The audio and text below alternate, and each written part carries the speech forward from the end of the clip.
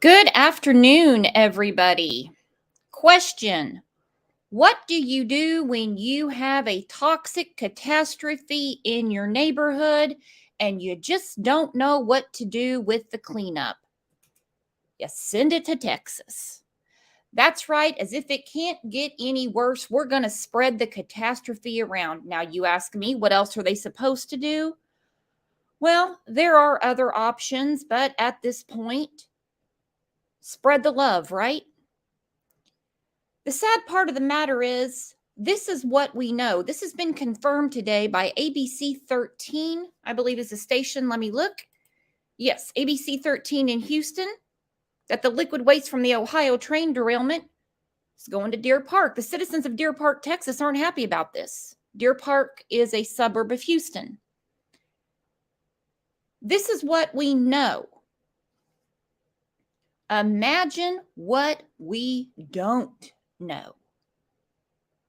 Imagine what we don't know, because it's some heinous, nasty, nasty stuff.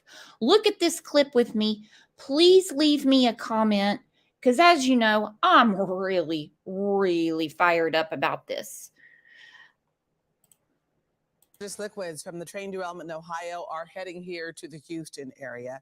The TCEQ confirming to ABC 13 that as cleanup efforts continue in East Palestine, the remnants of the chemicals will be trucked down to Deer Park for storage and disposal. ABC 13 reporter Micah Hatfield spoke to a resident who's concerned about the decision. Micah?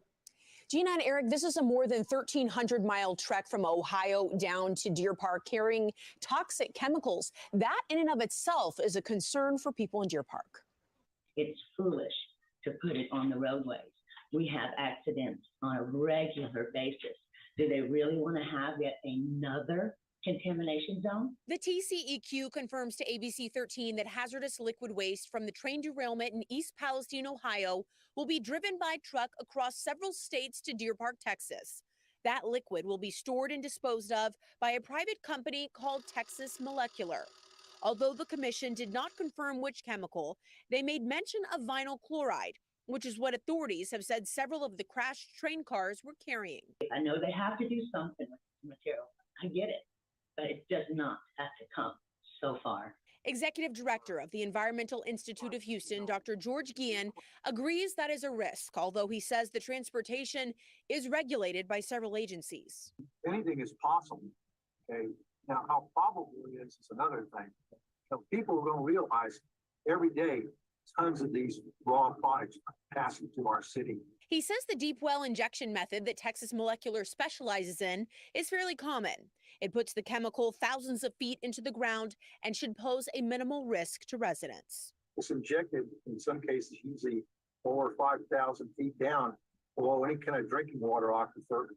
And could it come up one day? Yeah, maybe, but maybe hundreds of years from now or thousands of years from now.